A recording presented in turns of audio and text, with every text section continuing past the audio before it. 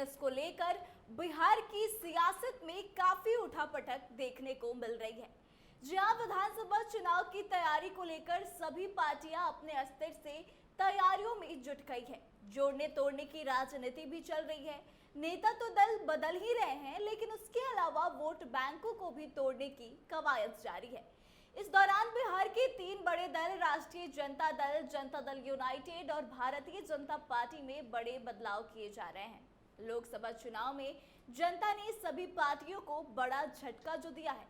जनता ने किसी भी पार्टी को पूर्ण बहुमत नहीं दिया। हालांकि जदयू और टीडीपी के साथ मिलकर बीजेपी ने पीएम मोदी के नेतृत्व में तीसरी बार केंद्र में एनडीए की सरकार बना ली। लेकिन लोकसभा चुनाव के बाद से ही सभी पार्टियां अपने स्तर से अपनी पार्टी में बदलाव कर उसे और मजबूत करने की कोशिश कर रही है। तो आइए एक एक करके जानते हैं कि बिहार की तीनों प्रमुख पार्टियां 2025 के विधानसभा चुनाव के लिए क्या क्या बड़ी तैयारी कर रही है और क्या क्या बड़े प्लान बना रही है। नमस्कार, स्वागत है आपका कैपिटल टीवी बिहार के स्पेशल स्टोरी में और मैं आत्मजा आपके साथ। बिहार में 40 सीटों पर हुए लोकसभा चुनाव में एनडीए के खेमे में 30 सीटें आई, तो वहीं महागठबंधन को 9 सीटें मिली। एक सीट पूर्णिया पर निर्दलीय उम्मीदवार पप्पू यादव ने कब्जा किया। वहीं बिहार में 2014 में 33 और 2019 में 39 सीट जीतने वाली एनडीए को इस बार 9 सीटों का नुकसान सहना पड़ा, जिसके बाद से ही बीजेपी बिहार में अपनी स्थिति को मजबूत करने के लिए कई बड़े फेरबदल कर रही है। बीजेपी ने लोकसभा चुनाव के ठीक पहले लौ कुश समीकरण को साधने के लिए सम्राट चौधरी को प्रदेश अध्यक्ष बनाया। हालांकि इससे लोकसभा चुनाव में बीजेपी को कुछ खास फायदा देखने को नहीं मिला। वहीं लोकसभा चुनाव के रिजल्ट आने के कुछ ही महीने के बाद बीजेपी ने प्रदेश अध्यक्ष की जिम्मेदारी दिलीप जायसवाल को सौंप दी है। दिलीप जायसवाल मूल रूप से खगड़िया जिले के रहने वाले हैं। उनके सीमांचल क्षेत्र में अच्छी खासी पकड़ मानी जाती है। वे पूर्णिया, अररिया और किशनगंज क्षेत्र से 3 बार एमएलसी भी रह चुके हैं। जायसवाल 20 साल तक बीजेपी के कोषाध्यक्ष भी रहे हैं। इससे पहले सम्राट चौधरी 16 महीने तक प्रदेश अध्यक्ष रहे हैं। उनके नेतृत्व में लोकसभा चुनाव लड़ा गया और जनवरी 2024 में राज्य की सत्ता में भी परिवर्तन हुआ। चौधरी को नीतीश सरकार में डिप्टी सीएम बनाया गया। सम्राट से पहले संजय जायसवाल बीजेपी के प्रदेश अध्यक्ष थे। 36% अति पिछड़ा वर्ग को साधने के लिए बीजेपी का मास्टर प्लान भी तैयार किया गया। वहीं विधानसभा चुनाव के पहले दिलीप जायसवाल को प्रदेश अध्यक्ष बनाने के पीछे बीजेपी का लक्ष्य बिहार के उन 36% अति पिछड़ा वर्ग को साधना है, जो कि अभी उससे दूर है। दरअसल दिलीप जायसवाल कलवार जाति से ताल्लुक रखते हैं। राजनीतिक जानकारों की माने तो बिहार विधानसभा चुनाव से पहले बीजेपी ने राज्य के सबसे बड़े वर्ग को साधने के लिए ये बड़ी रणनीति अपनाई। यही वजह है कि बीजेपी ने 16 महीने बाद एक बार फिर से अत्यंत पिछड़ा वर्ग के बड़े चेहरा माने जाने वाले दिलीप जायसवाल पर दांव लगाया है।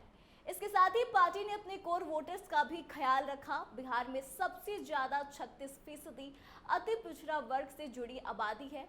राज्य में 27.12% पिछड़ा वर्ग है। अनुसूचित जाति वर्ग 19.65%, सामान्य वर्ग 15.52% है। वहीं बीजेपी की राह पर ही अब जदयू और राजद भी चल रहे हैं। माना जा रहा है कि जदयू और राजद भी बीजेपी के हथकंडे को अपनाकर अपने वोटर्स को साधने की कोशिश करेंगे।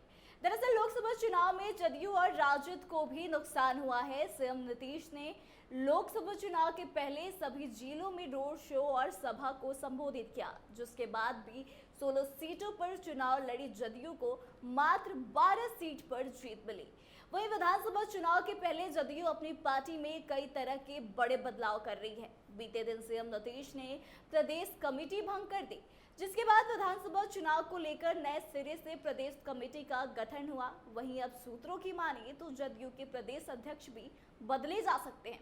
हालांकि जदयू शुरू से ही लौ कुश समीकरण को लेकर चलती रही है, यानी जब जदयू के राष्ट्रीय अध्यक्ष ललन सिंह थे तब भी प्रदेश अध्यक्ष उमेश कुशवाहा ही थे। वहीं अब जदयू के राष्ट्रीय अध्यक्ष खुद सीएम नीतीश कुमार हैं। ऐसे में सीएम कुशवाहा को ही अपना प्रदेश अध्यक्ष बना सकते हैं। वहीं अब राजद की बात करें तो लोकसभा चुनाव में भले ही राजद सुप्रीमो लालू प्रसाद ने अपनी सारी मेहनत अपनी बेटियों के चुनावी क्षेत्र तक सीमित रखी, लेकिन तेजस्वी यादव ने लोकसभा चुनाव में जमकर मेहनत करा। उन्होंने 251 से अधिक सभाओं को संबोधित किया। इस दौरान तेजस्वी ने माई के साथ बाप के समीकरण पर भी जोर दिया था। उन्होंने कहा था कि राजद केवल माई की पार्टी नहीं बल्कि बाप की भी पार्टी है। माई यानी कि मुस्लिम और यादव, वही बाप यानी उसका मतलब उन्होंने बताया था कि बी का मतलब बहुजन, ए का मतलब अगड़ा, ए का मतलब आधी आबादी और पी का मतलब पुअर यानी कि गरीब। तेजस्वी यादव ने पूरे चुनावी सभा के दौरान इस बात पर अधिक जोर दिया। इससे राजद को उतना फायदा तो नहीं हुआ जितना उम्मीद थी, लेकिन तेजस्वी ने 2019 के लोकसभा चुनाव में खाता नहीं खोल पाए थे और उसका परिणाम ये देखने को मिला कि 2024 के लोकसभा चुनाव में 4 सीटें राजद को मिली।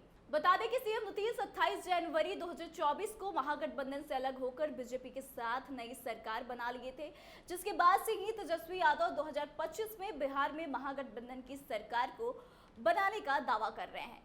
ऐसे में तेजस्वी यादव की पार्टी राजद भी बीजेपी के नक्शे कदम पर चलकर अपने प्रदेश अध्यक्ष को बदल सकती है। फिलहाल आपको बता दें कि राजद के प्रदेश अध्यक्ष जगदानंद सिंह हैं।